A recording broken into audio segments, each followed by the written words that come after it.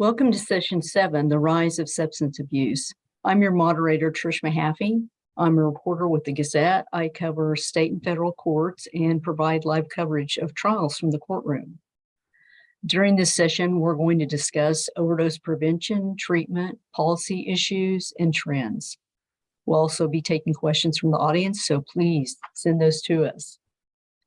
All the Iowa Ideas sessions will be recorded for replay later, as a reminder. Let me get right to it with our panelists for the day. We have Monica Wilkie Brown.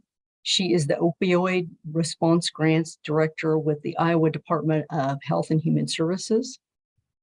We have Sean Dorias. He is a member of the State Drug Policy Advisory Council, and he's an associate professor of sociology at Iowa State University. We also have Dale Woolery. He is the director of the Governor's Office of Drug Control Policy. And we have Kelly Reitzler. She is the ASAC Recovery Center Director. And Amy Dorfield, who is the ASAC Prevention Specialist. So thanks for being here today. We're going to start off with Dale. He's going to kind of give us an overall big picture view of the issue and kind of what's happening in Iowa. Thanks, Trish. Yeah, I thought I would start with more of a snapshot of some trends, some of the newer responses, I think, to try and address some of those trends along with other needs. And then a few things maybe going forward that for me anyway, are on a to-do list. But let me start with some kind of an overview. And I think there's certainly some good news and some bad news, and a lot to be determined. As far as progress, generally speaking, Iowa has relatively low rates of illicit drug use and drug overdose deaths. And youth substance use has been holding fairly steady or declining. Again, that's being very, very general. However, we've seen an increase in the substance-related deaths, and we have relatively high rates of alcohol use, binge drinking, nicotine use, and methamphetamine use. So broad brushing it, those are a few trend areas that I think we watch, and I think a lot of Iowans are familiar with. As far as issue areas, product proliferation and the changes with that, more products on the market, that's one of the key factors. It's a numbers game. But along with that, it's the pace of change. It's how fast we see new products develop, legal and illicit or illegal, and how fast they get to market and are actually in hands and being consumed, and in some cases, tragically, causing problems up to and including death. We see nationally, the DEA laboratory reports finding one new substance every 3 to 4 weeks, which in their world is significant. Here in Iowa, the crime lab tells us that in the last 5 years, they've seen a 130% increase in the numbers of different types of substances that are submitted to the lab for testing.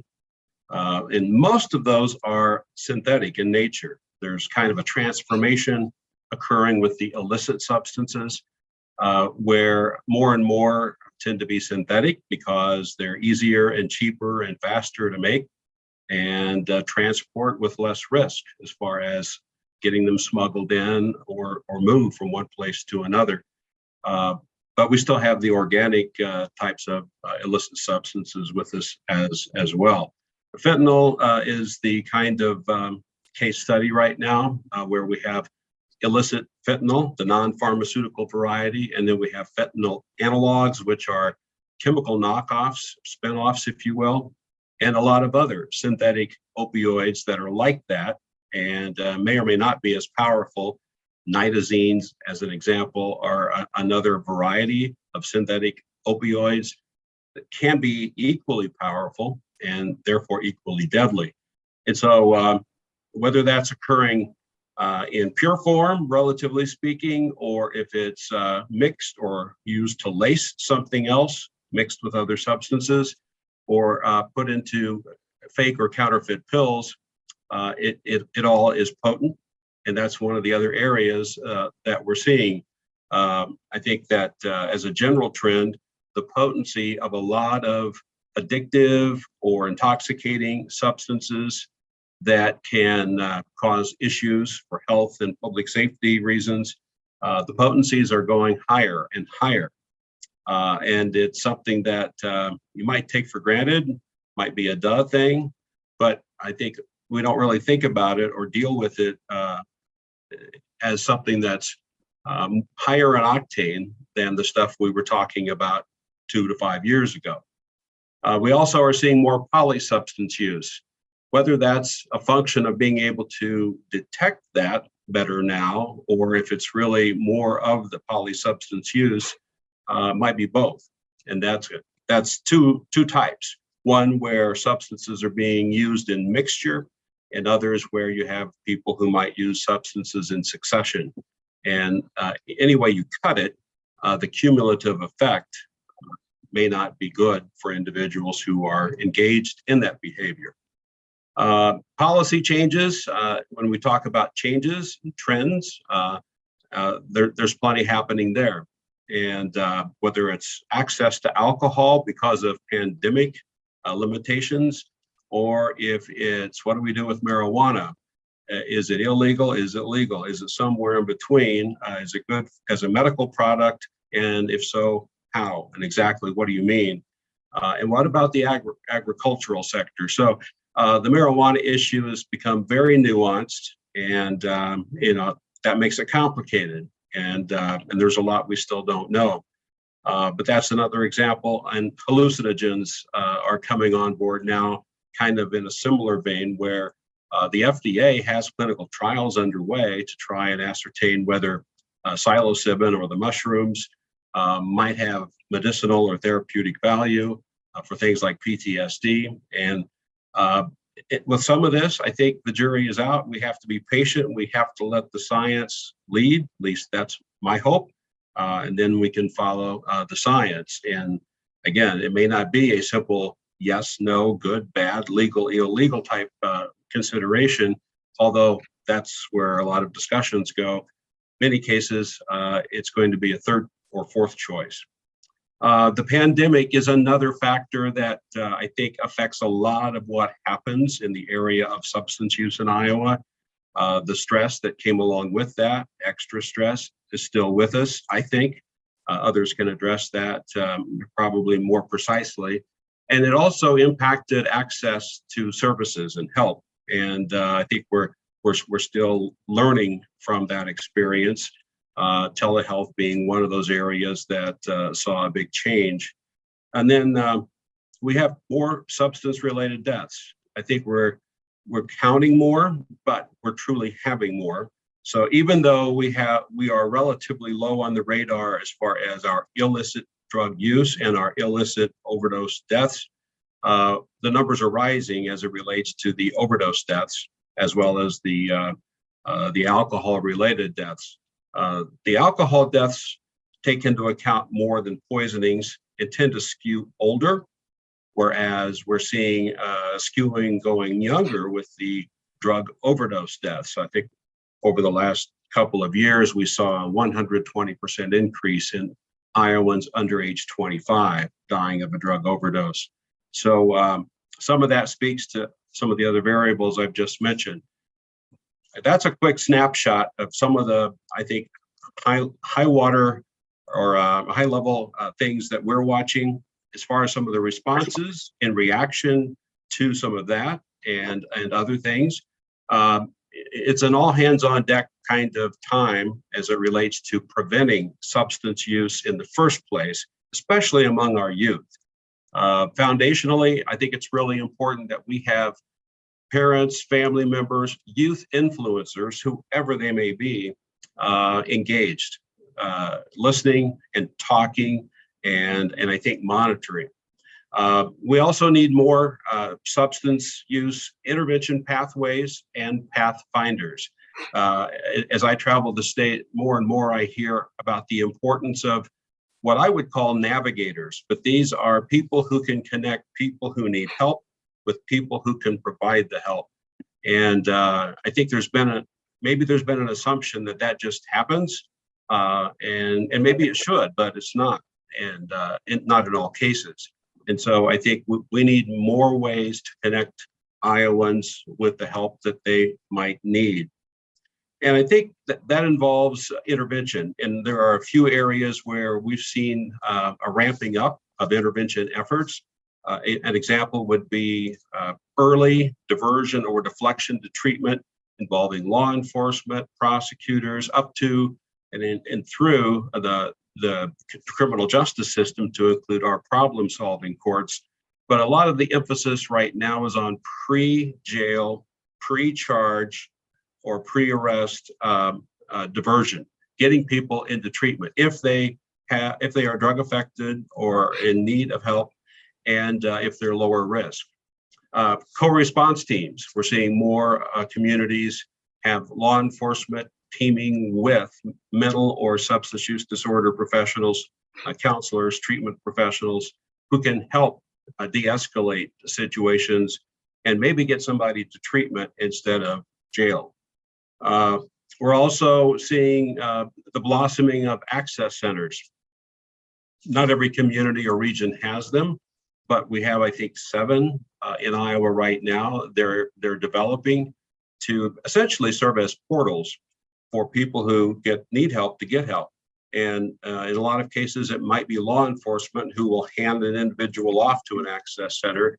They will then case manage or coordinate the care for that individual. And I think that's an area for growth, an important one. I mentioned problem-solving courts. They continue to be a big player in this. The opioid antagonists, we need to have greater access for naloxone and the new kid on the block, I believe is Plexado or something. But these are the opioid overdose reversal drugs. They can save lives. And our Department of Health and Human Services, and Monica can speak to this, has done a great job of getting naloxone out to Iowans, but the need is greater, and I think we need to continue to do that. The Good Samaritan law, we have protections for individuals who, in the case of an overdose, call 911 and get help and cooperate with authorities. As far as prosecution, in most cases, there would be none. But it's underutilized. And so we need to continue to promote that, incentivize that. And then peer recovery coaches for post-overdose outreach and in other ways. Again, it's about connecting individuals who might have just overdosed, be at the hospital. A peer recovery coach can make a big difference getting that person connected with substance use disorder treatment. And in the areas of treatment and recovery, we're seeing more medication-assisted treatment for opioid addiction, more telehealth, and recovery community centers are relatively new, coming online in some Iowa communities, and there may be more to come. Finally, as far as what's happening or what are we doing collectively, the new 988 crisis lifeline, I think, national crisis lifeline, that's a huge positive, and I think it gives everyone a place to go in the event of a crisis. And then yourlifeiowa.org that the Department of Health and Human Services supports, that's an online lifeline, helpline of sorts. So there are places Iowans can go if they need help, and hopefully it'll continue to get easier. Finally, I want to wrap up here, but going forward, I think areas where we can do better, we need to review and right-size our treatment response, whether it's capacity or if it's quantity, quality, access. I think there's a lot to be done there. And one example would be coming up with a medication-assisted treatment equivalent for things other than opioids. So stimulants or methamphetamine, alcoholism, some of those exist, but I think that's something that the researchers are working on, and hopefully we'll have something more there in the near future. We need to denormalize risky drug use and destigmatize addiction. Drug use is a preventable behavior for many. Drug addiction is a treatable disease. We need to make sure and promote that, understand that, and act accordingly. Timely data sharing. This is a work in progress. I know that some on this meeting are involved in this, and there's been a lot of progress, and the opioid epidemic has actually helped to push that forward, but we still have a long way to go so that we have a better response, as far as first responders are concerned, but also when it comes to policy, informing policy decisions. We need timely information to alert Iowans about new things. So when we have new substances or new delivery systems of addictive substances, we may not know a whole lot about them, but if we know they exist and there are concerns or questions, we need to put those out there, and we need to make sure Iowans have access to what is available. We're working on that, and that's something we can do without having to wait for regulation or a legislation type process that can take years. And then I want to briefly address the supply side. We can have the best substance use prevention and treatment professionals doing great work in Iowa, but if supplies of illegal drugs are flooding our state, it's going to make it very difficult to have much success or maximize those efforts. And so we need to do more to interdict those supplies, whether it's on the roadway or through the shipping services or mail. And we need help. We need help outside of Iowa before it gets here. Finally, I go back to the all hands on deck that I mentioned earlier. If Iowans see something, they should say something. Borrowing from Homeland Security, when it comes to suspicious activity that might be drug trafficking, that needs to be reported to local law enforcement, and we need to make sure that people know how to do that. And we all can have a role, from things like prescription drug take back.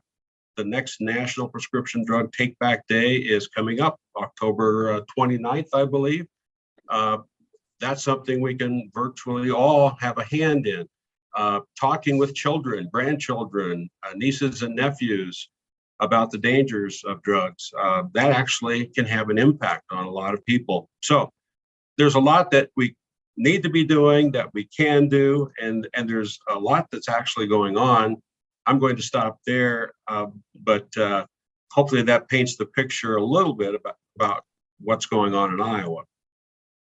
Yeah, that's great, Dale. I was going to say, Monica, do you kind of want to tell us what you're kind of seeing in your job, and if there are lack of resources, and anybody can, address that too? Sure. At the Health and Human Services Department, we manage a lot of the funds that are coming through as grants from the federal level. And so there are grants not only coming to us, but to other entities in the state as well. But there is a lot of money right now to address opioid specific and stimulant related challenges. And so we have worked with a lot of the agencies represented on this panel and on this call today to try and get some of those funds out to the local level and help them with both the prevention and treatment, as well as supporting recovery and harm reduction efforts in the state, particularly to try and reduce the negative impacts of opioid use disorder and stimulant use disorder, and any of the misuse or excessive use problems that come along even when someone isn't yet at the point where they would need treatment. So there are a lot of efforts going on in the state, and as Dale mentioned, a lot of resources to try and attack this problem from all the various sides. I think a couple of the things that he mentioned that I just want to underline are things like the fact that stigma really is problematic for people, not just the person who might be seeking treatment or needing treatment, but unwilling to get it because of the fear of what their coworkers or neighbors or family will think. But also, we all have some levels of stigma that we need to kind of examine our own thoughts and assumptions that we make about people, and try to work on, giving people more grace, giving them the benefit of the doubt, knowing that people are doing their best, even when their best isn't, that great. And people's choices are being impacted by this disease because it is a brain disease. And so knowing that this is a chronic disease, it's not just an easy fix like a broken bone or something. It doesn't happen just once and then go away. And so we need to be able to provide ongoing support, both at the treatment end as well as on into long-term recovery. And having those supports in the recovery community is really key. We've been thrilled to see 4 new recovery community centers open this year. And those are really designed to be support centers for multiple pathways of recovery, right? So people come to recovery many times through a clinical treatment program, but sometimes they come to it through other ways, or they're able to maintain their recovery through other ways. And so there are 12-step programs, there are support groups, there are kind of non-traditional activity groups, and lots of pathways that support the recovery and health of people who have worked through and are continuing to work towards kind of that healthy future. And then the last thing that I'll say, just in general, is that we know that people use substances because they want to change how they feel, right? And a lot of times we don't feel good because of trauma or other kinds of problems in our lives.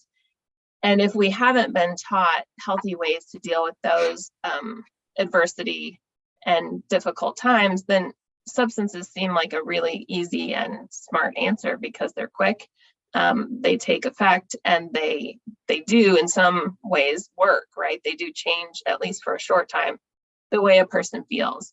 They may feel worse afterwards, but that's usually not the main concern. And so I think that we need to make sure that we're keeping a trauma-informed approach, know that people, are dealing with not just what is right in front of them, but also what has happened in the past. And different people have different levels of support and knowledge and ability to handle those challenges. So we want to make sure that we're being as generous and understanding as possible as we kind of move through these kinds of issues. Sure. And then I would like to pick up and just maybe have either like Kelly or Amy or even Sean can weigh in on this about like kind of what is behind, substance abuse, because obviously there's underlying causes, there's always reasons. And so if you guys could talk about that a little bit. I can go. Because I think that's misunderstood a lot of times, in society, and I think it's a common misperception. And so I just kind of want to, talk a little bit about that if you could. Absolutely. And I think Dale mentioned the stigma, and we're making some progress, but there definitely is still stigma attached to mental health and substance abuse, and they very often go hand in hand. And so piggybacking off Monica, that I run a residential program here in Cedar Rapids for adults, men and women. And when we get our patients into treatment, even they themselves have misperceptions about what treatment's going to look like and what it's going to entail. They often think we're going to teach them how to not use substances. And so we have to do a lot of education to the patient themselves and to their loved ones and support persons that what we're treating are the core issues, the reasons why you're using substances. So really digging into whatever life experiences they've had that they perceived as traumatic. Mental health is misunderstood. Patients live their entire life with anxiety and depression and just think that's how they are. They don't understand that that's a condition that could be treated and their life could be very different. They don't understand the substance use is actually how they're self-medicating those conditions. And so it's really just a ton of education. And that process in and of itself tends to pull some of the stigma away because they they begin to understand that this isn't because they're a bad person or they're not smart or all the things that go through their head about what's going on in their lives, but really tackling that piece. And it does have to be trauma informed. Our patients are so wounded by the time they get into treatment, they just need somebody to unconditionally listen and accept them. And that sometimes is the best treatment. But yeah, I could go on for hours about the stigma and the treatment and working ASAC in Cedar Rapids, where I work. You know, that's one thing we try on all levels, is to just address the stigma and make treatment more accessible and help patients feel more willing to reach out. And we're fortunate here in Cedar Rapids because we have all the levels of care that people have talked about this morning already. We have a mental health access center. We have a resource, recovery resource center. So we have all these levels to offer people. Just this morning at 8 o'clock, I had a gentleman from AA come in. He's in recovery 5 years. He brought somebody he just met at a meeting to my office who was feeling suicidal, was going to drink until he died because he's recently uncovered some childhood trauma. And I was able to talk to both of them. We got them to the local mental health access center where he has since been admitted into crisis stabilization. And he's scheduled to come Tuesday to get an evaluation with us to then get into treatment. So had we not had all these levels of care and all of these services, to meet him right where he was at, like he needed help today. He wasn't going to wait until this afternoon, or certainly not until Tuesday when we could see him for an evaluation.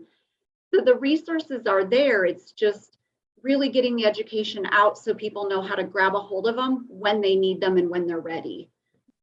So yeah, it's working. No, that's great. And I would say in my role in prevention, I have the opportunity to do a lot of the community education and training. So, really talking about the stigma, that's a big part of just education and helping people understand that, as well as, as Kelly was mentioning, helping everyone in the community know about the different resources that are out there. I mean, most of the time when I'm doing different presentations and trainings, a lot of people are like, I didn't know that was available. And so, I think that that's a big part of what I'm also passionate about, is just making sure people do know what's out there and, addressing that stigma, because we know that is such a big part of helping people access treatment or support services. And treatment doesn't look the same for everybody, correct? No, and the way I describe that to families and patients is, if you go to a hospital on a cardiac unit, all of them are there for heart issues, but they're not there for the same reasons, and their treatment doesn't look the same, and their length of stay isn't the same. That this is a medical condition no different than that. And what brought them in, what their prognosis is, what the treatment looks like, what length of stay is, it's completely different for each one. And it's really working one-on-one with that patient to figure out what brought them in, figure out where they want to go. Treatment has to be patient-driven too. We need to find out what they want for their life, what their goals are, what their aspirations are, and work collaboratively with them to get them there. But yeah, treatment has to be very individualized. Absolutely. Just want to echo a couple of things from some of the comments made. I mean, one of them I think that's significant here is the potency, purity, prevalence side of substance use. This is one of these kind of fundamental changes in the landscape.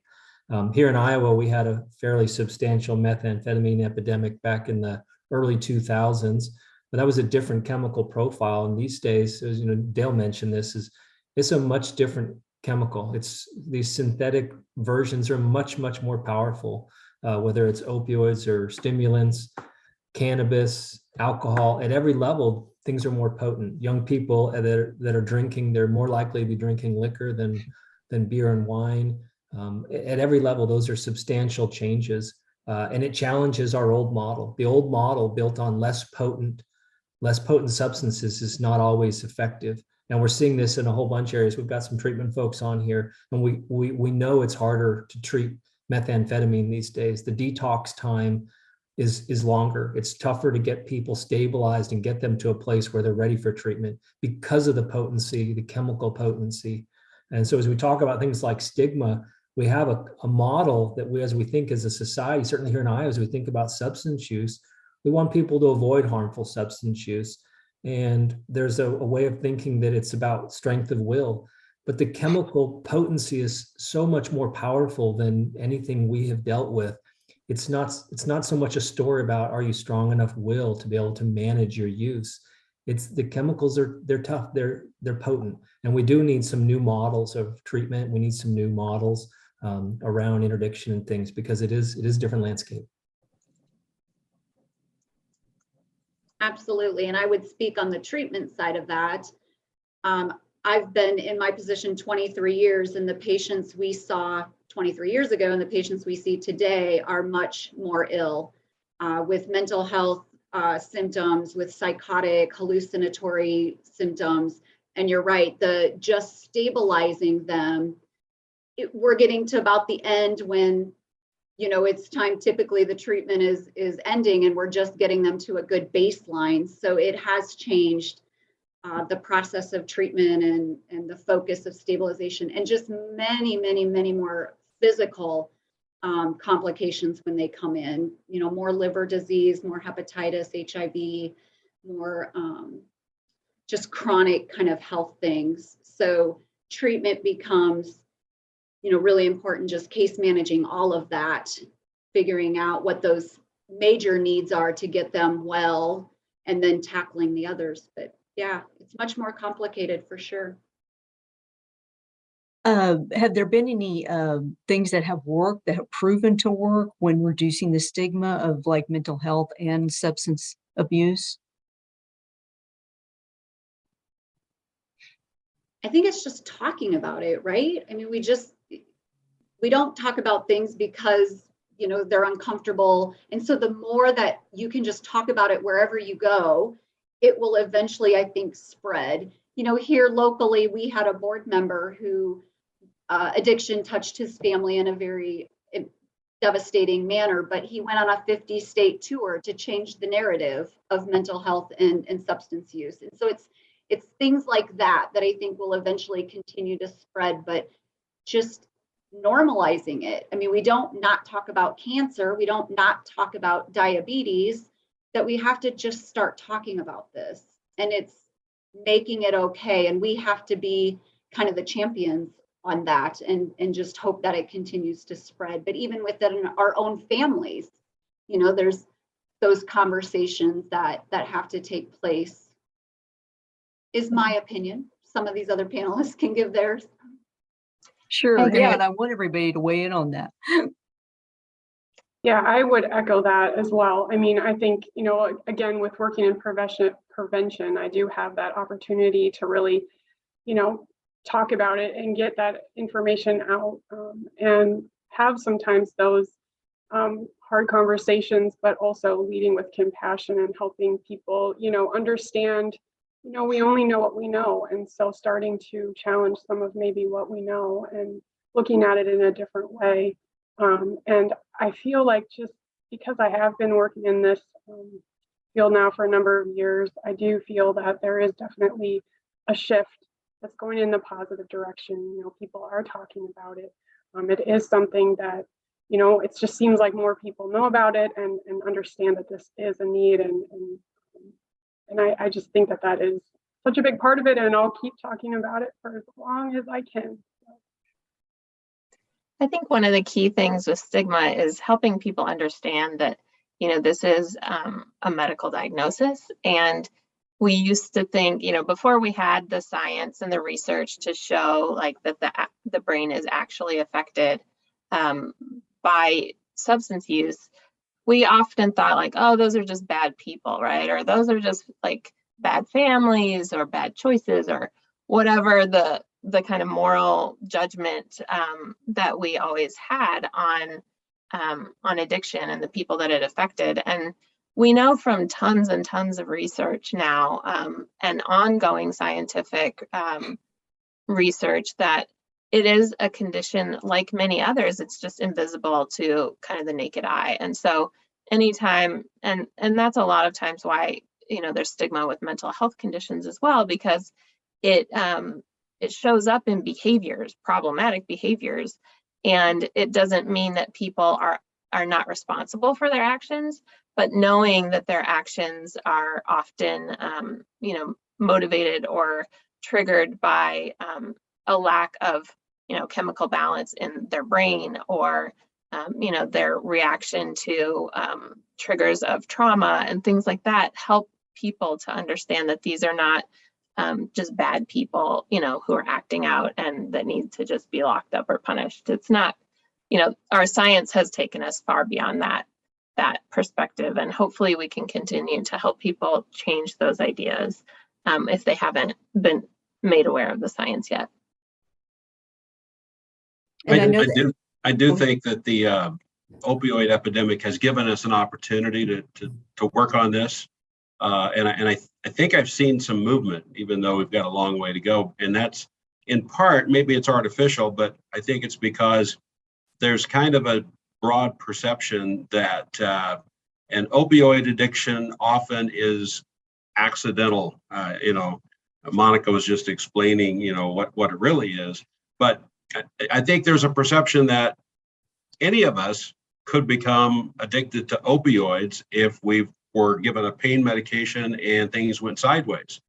And whether that would happen or not, I think it's opened up some eyes and allowed people to think about addiction a little differently, at least as it relates to opioids. Unfortunately, maybe that's not carrying over into other areas, and it may not carry over into each case. I think when you say methamphetamine addiction in Iowa, people think criminal activity. And you say opioid addiction, you're more likely, although not universally, going to have someone think health, that this is a health condition. So I do think we have an opportunity. I think, and I think we just need to build on it and help to destigmatize this in a way so that it can be dealt with as a health disease. sure. And I'm sure that comes along with the drug education efforts. And I know ASAC does a lot of that. Amy, if you want to talk a little bit about that.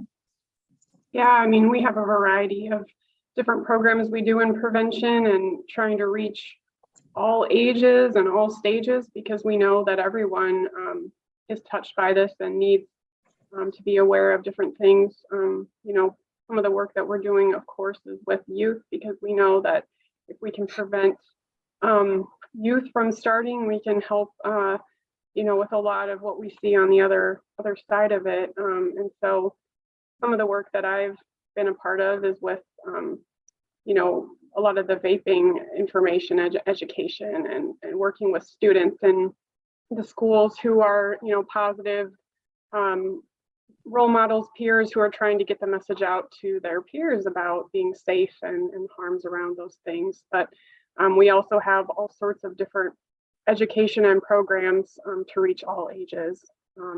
I also do a lot of our work on the local level with the trainings for opioid specific information, overdose prevention, training on naloxone or Narcan, and then getting that out into the hands of members in our community. So, that's one of those things that I'm really passionate about doing, and making sure that everyone is aware of it and has that Narcan available. If they ever came in a position to assist someone they thought was in an overdose situation, they would have the tools and resources to do so. So really that reaches all sorts of organizations, first responders, all of that. So. Okay. And then I know that you guys do some work with like Crush of Iowa. Yep, correct. Can you kind of talk about can you kind of talk about that a little bit and explain that? Yeah, and so they have their Recovery Community Center here in Cedar Rapids. So getting involved with them and that exciting, getting that started here in our local community, and just being involved in the different programs that they have and supporting their efforts. I know probably Kelly could speak a little bit to the peer recovery piece. I know that they're looking at with Crush. Yeah, we collaborate with Crush on a couple of different levels. We bring Crush into all of our residential programs. So we introduce patients while they're in treatment to Crush and how it can be a support.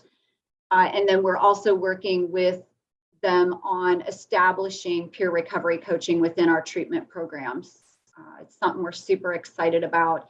Actually, one of our recent graduates is one of the trainers through Crush here locally. And so it's super exciting to see, she started, she came to us out of incarceration and just flourished in treatment. And now she's working to train recovery coaches. Like, it just makes you smile so big, but they have been amazing. Our local Crush group is just so inclusive and so welcoming, and they've been a major lifeline for anybody struggling with addiction. It isn't opioid specific or any drug specific. It's just open to whoever is touched by addiction, and they wrap their arms around you and give you what you need. So it's been an amazing collaboration for us. We're very fortunate. Sure. Maybe just a quick comment on, for those that aren't familiar with Crush, it's a general model of peer support, really effective for many people coming out of a tough bout of addiction, coming out of treatment centers, is to find a community people that have similar lived experience, that won't judge you, that will listen, that will support as you're trying to get back on your feet, get back into the workforce, rebuild relationships that may be damaged with family and friends. That's a tough process. Recovery is a long journey, and it's often a lonely one. And organizations like Crush and other mutual aid peer support meetings provide a sense of community, and real support. We talked earlier about the need for to destigmatize, to have those conversations. These peer support meetings are a place where those conversations happen, safe, supportive, listening, understanding. So that's a really, really effective part of the recovery process. I'll pop here in chat if, for those who can, I don't know, oh, it's disabled. Let's say we've got a great website up, recoveryiowa.org, and we've been able to put up all of those kinds of meetings, whether it's Crush or Smart Recovery or Alcoholics Anonymous or others, all those peer support meetings anywhere in the state, and a single stop shop. You can find a meeting near you now, and that's a great resource for folks. And there's lots of resources like that out there. Dale mentioned that, here in Iowa, we don't have those exceedingly high overdose death rates like we've seen in other places. We've got a lot of things going on really well here, a lot of successes in the state. And one is even though we're a rural state, we've got a lot of good resources throughout our communities, even in our small communities, health clinics, mutual aid meetings, recovery supports, and things like that. So some exciting opportunities to support people who are going through tough times. Okay. And we can put up that, Sean, in the Hoovia account or chat, so we can put out that information. So that's great. You guys, we touched a little bit on the access centers because those are kind of like, a recent thing. But I mean, can you guys, I know you're not, necessarily connected with them, but can you explain what that is for people that maybe don't know what that is on the chat? I can give it a try. The access centers that, as far as I'm aware, are really supposed to be kind of the center point of contact for services that can range from, crisis to mental health, to substance use disorder, and other kinds of related issues that people are having in the community. Anyone can go there and find, assistance, referral, contact information, a little bit of that navigation that has been discussed, or, coordination of care, that should be a resource for the entire community or region that it is serving. And so sometimes that's multiple counties, sometimes it's more, an urban area, but I think that they're still being kind of built and getting up and running in some parts of the state, and others are chugging along pretty well. So. Sure. And it's just additional resource, it's not like ASAC offers actually the same thing, a lot of the same things, but it's just a little bit different program.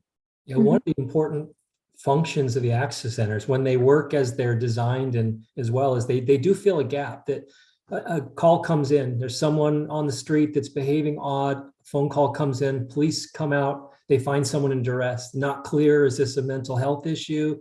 Is this a substance use issue? What's going on? Where do we take someone? Do we take them down to the jailhouse? Do we dump them at, at the emergency department? Where do we go? And we need someone to make an assessment. We need to figure out how do we get that person the help they need. And access centers are one model to try and meet that space between jails and emergency departments and treatment centers and recovery communities. And so putting a group of people that are qualified and trained and well-funded to try and do that early assessment, it might mean they need a place to detox for 24 hours. They might need clinical care. They might just be ready for a treatment program. And that's a place to try and figure out how to best get people the help they need, given where they're at that moment, without putting too much burden on some of those other places, jails and emergency departments that aren't always the best in first place we should be putting people. Yeah, exactly. Instead of sending them to jail, we're actually, trying to get them some kind of help that they actually need. So yeah, I think they're a great idea. So And Tricia, I would just add that I don't know a whole lot about it, but visited a couple here recently. They happen to be the ones in Cedar Rapids and Iowa City. And I think they're doing great work, but I think they're in their infancy, as has been described. They're still in the growing up stage. And I believe those two are offering, for instance, a sobering center. I don't know that any of the other access centers have those.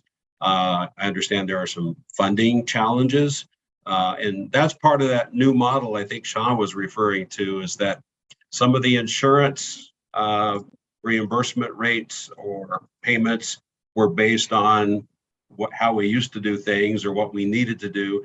And something like a sobering center at an access center wasn't envisioned. And I'm not sure, maybe I'm wrong, but if I understood correctly, it's you now have access centers that, as it was described to me, need to operate like a firehouse. So they're there 24/7 so that law enforcement officers and EMS, walk-ins, family members have a place to take someone when they're not quite sure they belong somewhere else or they don't know what to do. You can't just be there to provide services when somebody, it can't be on a fee-for-service basis is what I'm trying to say, and work very well if you need to be 24/7. And so payment models need to be, I think, revisited, and that's just part of it. But I think those access centers, for the reasons that have been stated, they can be an important piece of this big puzzle because it provides for that centralized place and intake, if you will, for a lot of people to go. And so that they don't wind up, it's not just the jails and the hospitals where people get misdirected sometimes. A lot of people are basically, there's inaction because a law enforcement officer may not know what to do with an individual and they don't want to take them to jail, maybe left on the street. And others may do the same thing. So it provides an opportunity different from jail, hospital, and nothing.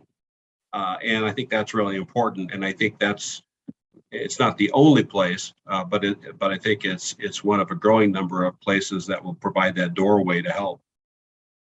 sure. And then what about some overdose prevention efforts? I know ASAC probably does some of those too. And if Kelly, do you want to talk about that, or Amy?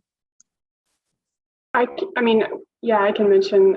So we do the different training. So training on, what are opioids, and we talk about addiction and stigma and harm reduction, and then also talking about the overdose prevention, and then doing the training on naloxone or Narcan, the medicine that reverses opioid overdoses. And so I get training requests all the time for that in our community, which is great.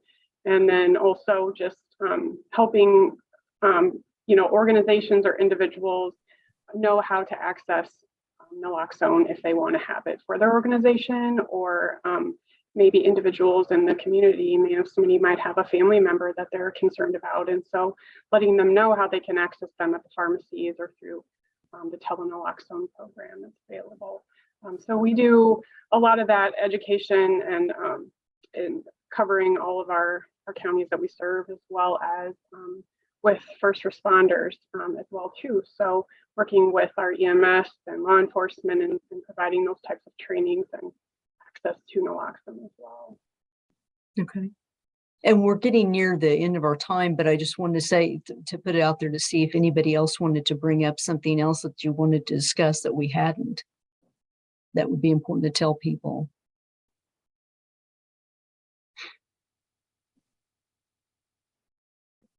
Well, I'll mention, I think one thing to mention is we talked a lot about opioids and stimulants and things like that, and those are all really important. But in Iowa, in terms of substance use, and the most likely reason you are to land in a treatment center, for example, is alcohol. And excess of alcohol consumption is an ongoing challenge in Iowa. It's perhaps our most substantial challenge. And I think that comes to some extent that the culture in Iowa is supportive of alcohol. We were a high drinking state, we're in a high drinking region, and that excess drinking is harmful. Certainly as a social scientist, when I interview people and hear their life stories and who have had some serious challenges with substance use, a common, almost universal theme is a family history of alcohol consumption. Everyone has an uncle who drank themselves to death, or a mother who had a real challenge with alcohol. Everyone has a story. We all know someone. And there are a lot of opportunities to minimize and reduce the harms. We're not talking about, this is a different equation than, say, methamphetamine or other illicits like heroin. This is illegal and regulated. And that gives us some opportunities. We're an alcohol control state here in Iowa, and there's really good opportunities to put guardrails on. The example and the model for me is highway safety. Cars are everywhere, and cars used to be really, really dangerous, a lot of deaths. And we put in really, really simple mechanisms, rumble strips, guardrails, stop signs, speed bumps, all things that are reasonable, and they were all remarkably effective in lowering car deaths. And we have lots of really practical, reasonable guardrails around alcohol consumption, around minimum unit pricing and limiting sale to minors and reducing the density of alcohol outlets where they get too close together and cause problems. A lot of really reasonable low-hanging fruit to make our alcohol consumption here in the state a little less harmful and a little safer, while still recognizing it's a right and it's embedded in our culture. Because those alcohol addiction and alcohol deaths are still pretty high. Yeah. I mean, people forget about that, I think, sometimes when we get, talk about substance abuse. I think one that, was kind of brought to my attention more recently too is, we think about cancers, and, this month is breast cancer awareness. And we know that there's a good number of breast cancers that can be related to alcohol use as well. And that's not something that we're really talking about or that many people are even aware of, And so Sure. I think some of these things are important for all of us to know about, because it's kind of been kept a secret from us, it seems like. So. And I think back to that, if you see something, say something. I think especially with alcohol, people are willing to just, he just drinks too much. They play it off. If you have concerns, you have to be willing to express that to somebody you care about. And it's not easy, but it could save somebody's life